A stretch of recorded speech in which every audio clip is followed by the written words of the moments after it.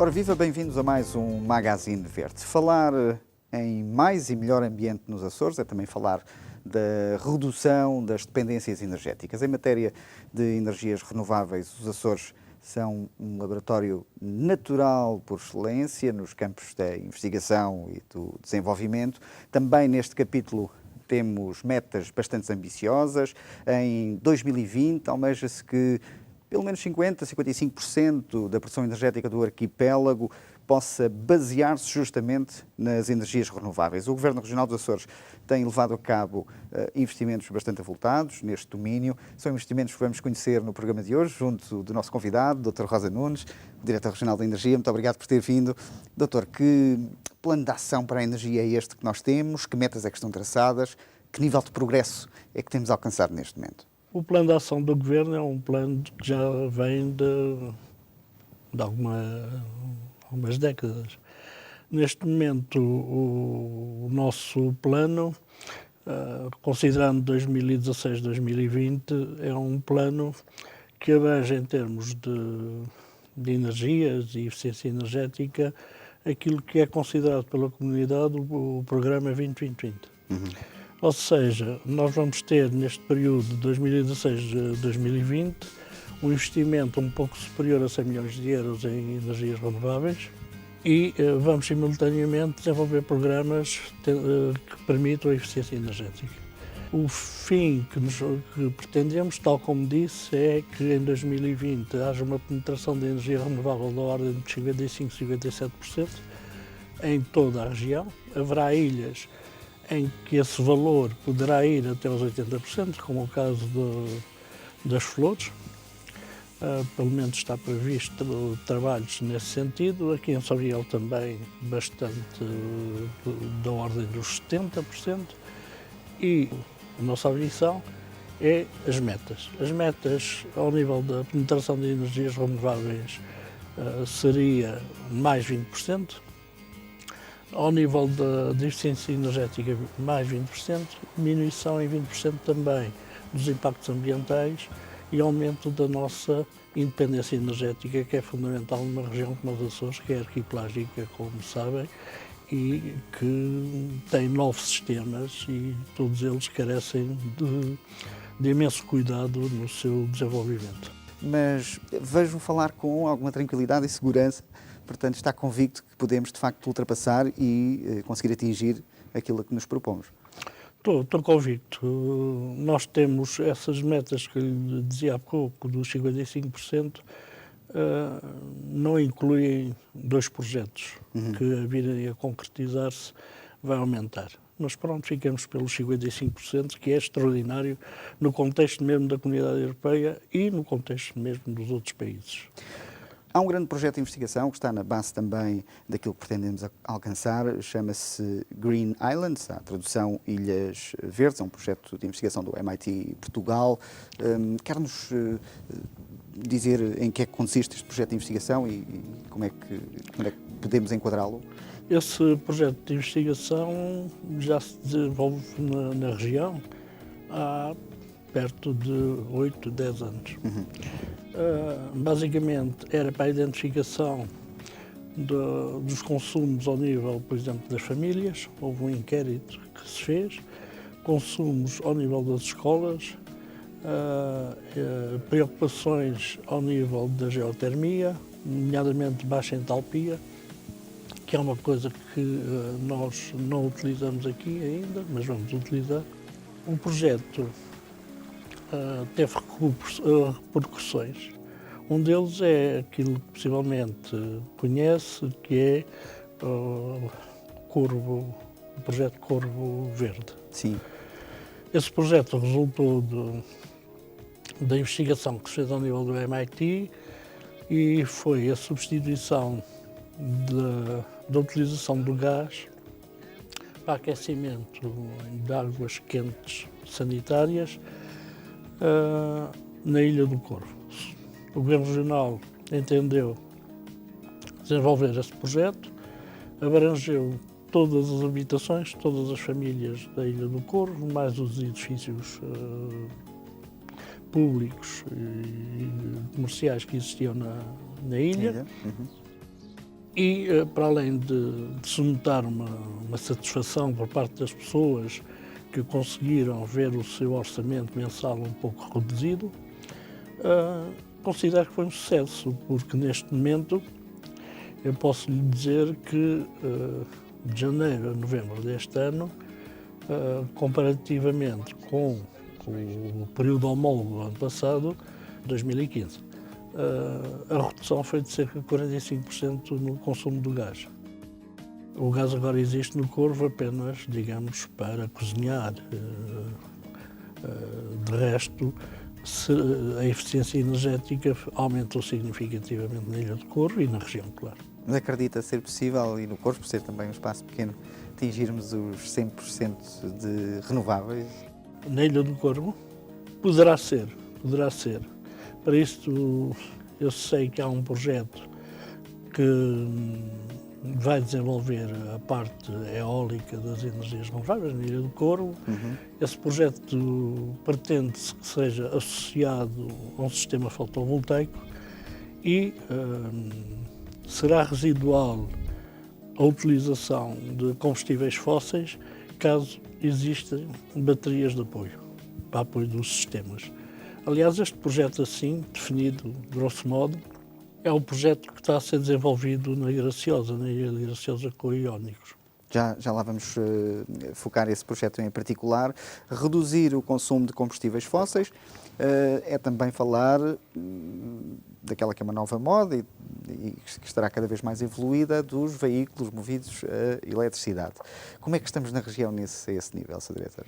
Na região estamos na fase de desenvolvimento. É de facto pena, para não dizer outro termo, para não usar outro termo, que não haja apoios comunitários para, neste setor, neste sentido, para apoiar as famílias.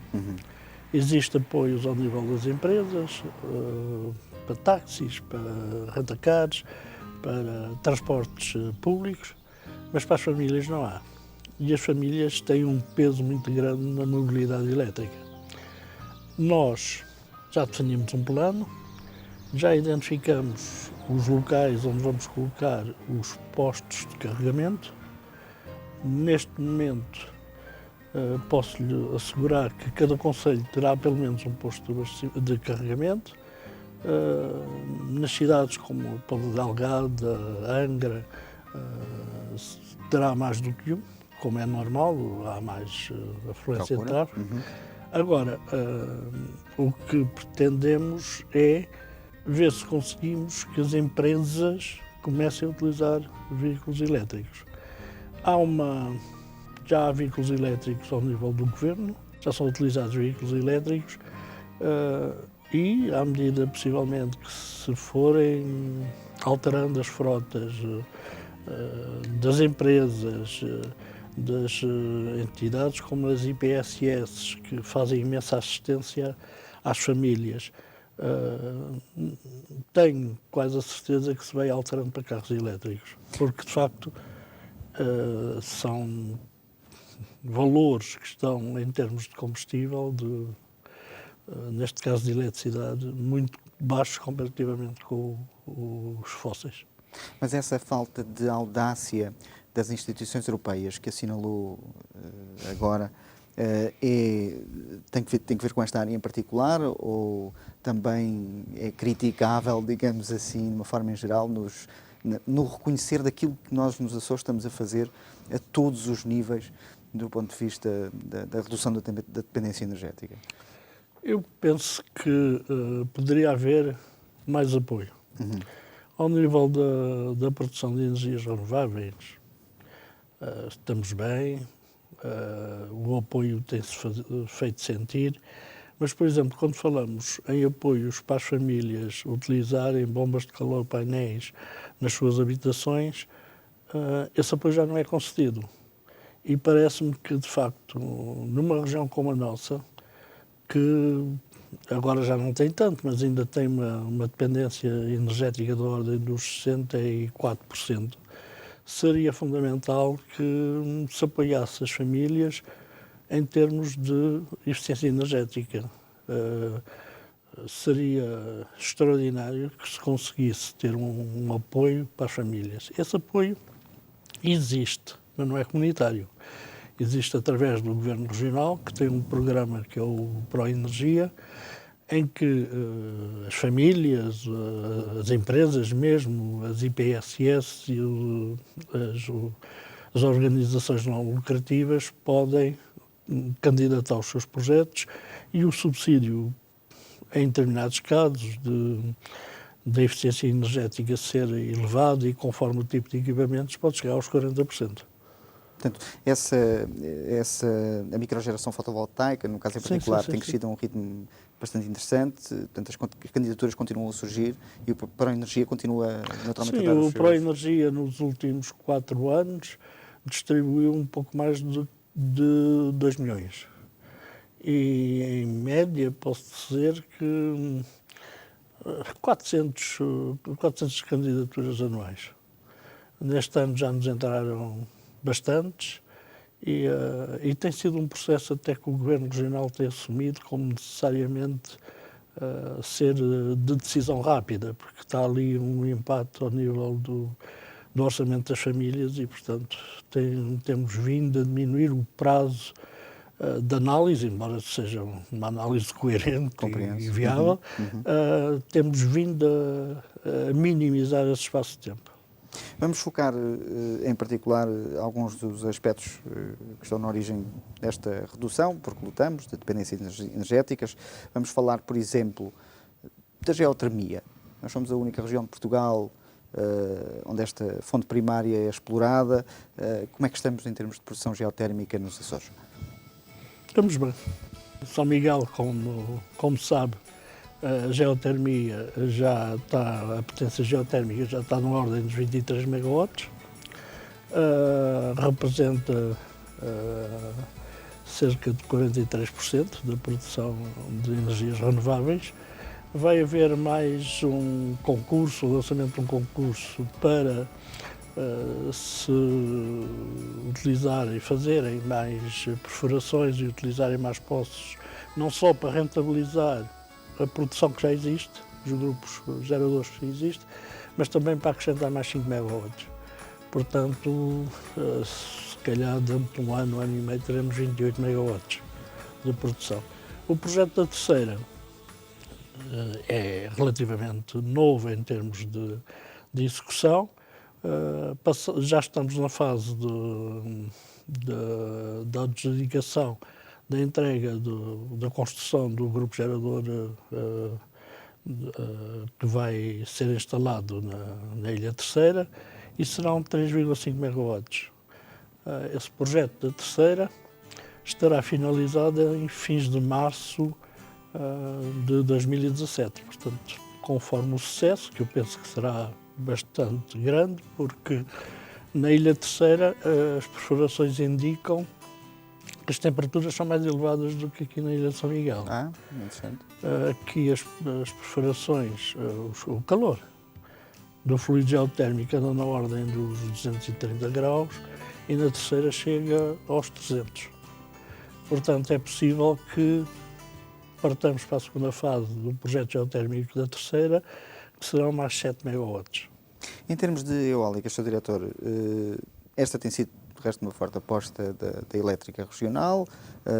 Existe em todas as ilhas, segundo creio. O Corvo seria a única exceção. Não sei se quer aproveitar para me corrigir. Não é corrigi-lo porque, quer dizer, é apenas uma pequena nuance.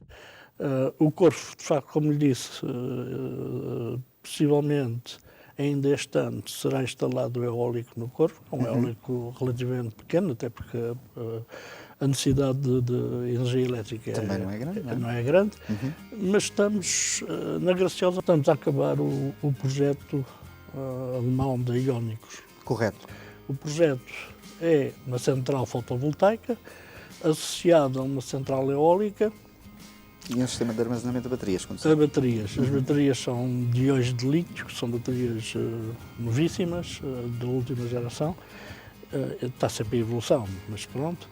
E que vai permitir fazer com que aquela reserva giratória que é feita em térmica e que consome combustível fóssil não seja necessário estar em funcionamento, a existir no momento, porque a bateria, quando falhar alguma coisa ao nível fotovoltaico ou eólico, a bateria, com a acumulação que tem, fornece a energia e, se for preciso, o sistema térmico pode entrar muito mais lentamente, com muito mais calma, não tem que entrar no imediato. Atingindo, nesse caso, e no caso da Graciosa, em particular, um modelo de 100% renovável, correto? Não, também não. Corrija-me outra O vez, por favor. 100% é difícil, É difícil, mas pronto. Vai atingir 65% de energia renovável. Pode ser que posteriormente se coloque mais um eólico, se mostrar com capacidade para isso. De facto, os 100% aqui não era impossível. Mas repare, seria necessário mais unidades de bateria e mais produção de eólica, por exemplo, ou fotovoltaica. Nesta fase, penso que se ficarmos com os 65%, e existe a ideia, mas eu penso que é pouco provável, que era biocombustível para substituir a parte térmica, aí, pronto, seria muito grande. Mas, como disse, a percentagem. 65% já é uma meta bastante interessante. Já, e vai necessariamente mexer no valor de 55%, porque quando falo em 55%, o projeto da Iónix ainda está ali sem ser considerado. Penso não, vai ser mesmo em julho deste ano, já teremos o sistema todo montado. Muito bem. Falou da Graciosa como um exemplo, uma montra. Ora, no campo internacional, estes nossos recursos permitem tornar-nos uma região apetecível para aspectos de cooperação nesta área? Sim, eu penso que sim. Nós temos tido contactos de outras regiões e a prova disso é quando nós vamos, eu pessoalmente, durante estes últimos anos, tenho ido a vários congressos, a vários Esteve presente, de resto, no primeiro encontro de energias renováveis o ano passado, creio, nas Canárias, não é? Sim. E tive também um outro nas Maurícias, em Malta, e quando a gente apresenta os Açores, uma coisa que é extraordinária é que as pessoas ficam um bocado a perguntar-se, mas como é que eles podem ter tantas energias renováveis? Porque, efetivamente, os nossos parceiros, por exemplo, das RUPs, não têm basicamente quase nada, portanto, têm umas limitações muito grandes. E nós, quando falamos, por exemplo, neste momento, em 36,3% de penetração, ou dizemos que daqui a 3, 4 anos queremos ter 50%, 55%, a pergunta que nos vem logo, que nos surge logo é como é que vão fazer isso? E quando apresentamos a parte geotérmica, as perguntas são numerosas. Já me tem acontecido falar menos em exposição do que em termos de resposta. Nas Canárias foi um exemplo. Portanto, eu tive quarto hora para apresentar o trabalho e depois tive para aí 25 minutos a dar respostas especificamente sobre geotermia.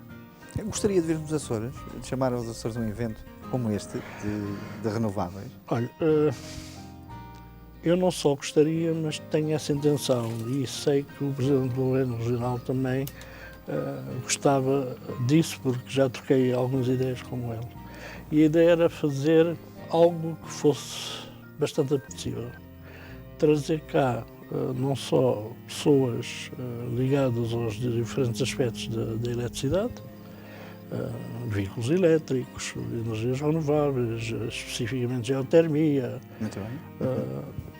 mas também trazer cá, durante, por exemplo, 2 dias, associado, digamos, à parte de intervenções, de palestras, uma mostra de equipamentos. Ou seja, trazer cá, por exemplo, quem pudesse falar ou quem pudesse mostrar aquilo que há no âmbito das renováveis e no âmbito da eficiência energética. Vamos esperar que assim seja. Sr. Diretor, muito rapidamente, porque o nosso tempo está mesmo no fim, mas não gostaria de lhe lançar esta questão.